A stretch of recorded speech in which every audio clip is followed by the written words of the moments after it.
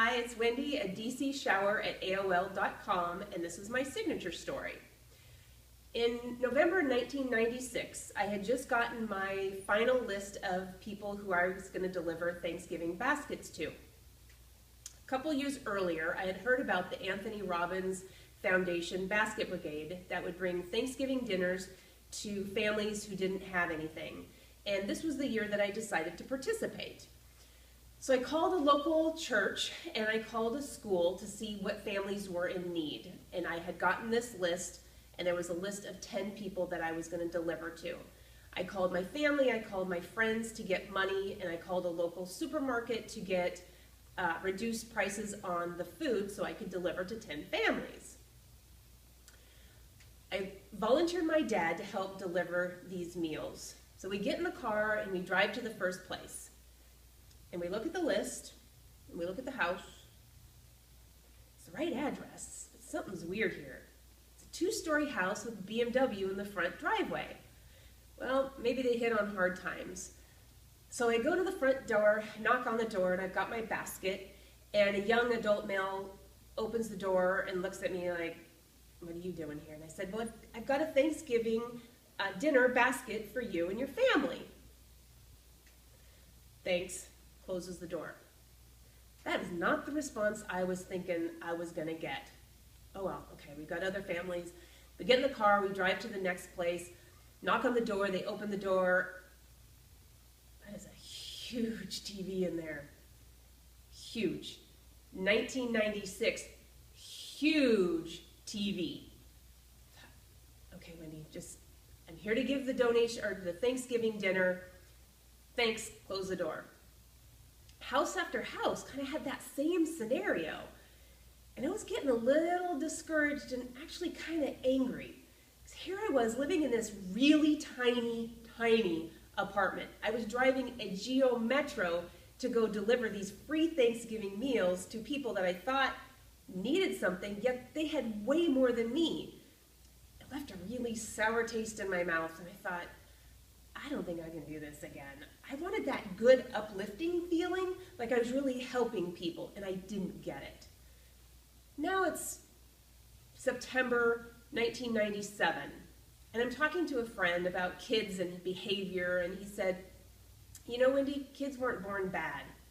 They have things that happen to them that put them in these situations."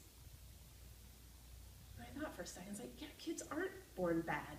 We had this conversation, and I go home and I tell my husband Gary about this conversation, and he says, "Wendy, what do you think about doing the basket brigade again?"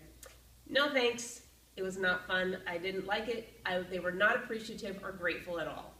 He says, "No, let's try something different." What do you got in mind? "Let's donate Thanksgiving dinner to the Juvenile Detention Center, the kids that aren't able to go home for Thanksgiving with their families." Kids weren't born bad. Okay, let's see what happens.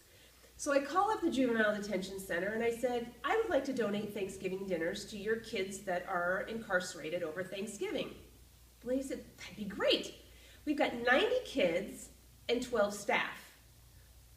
Holy cow, that's not quite what I expected. Okay, I will do it. I had promised myself and my husband, I said, we're going to give it one more try. So now I've got to really hustle. It's September, I've got till November to get enough donations, another grocery store to give me a reduced price on food so that I can donate to these 90 kids and 12 staff. I get it all done. We got the turkey, we got the fixings, and we've got the book, A Notes from a Friend by Tony Robbins. So we're not able to see the kids, but we deliver it the night before Thanksgiving, and we were promised that each kid that was incarcerated was going to get a basket. So dropped it off, and that was that. 6 weeks later, I get a phone call. "Wendy?" "Yes?" "This is Francine de Blasi I'm the executive director at the Anthony Robbins Foundation Basket Brigade." "Hi, Francine.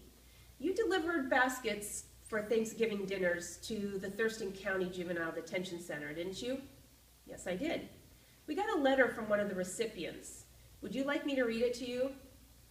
"Yes, I would love to." "Thank you so much for the Thanksgiving dinner. Thank you for remembering me when everybody else forgot about me on Thanksgiving. Because of you, I'm inspired to change my life. Whew. Thanks, Francine. That was amazing. And I got off the phone and I started crying.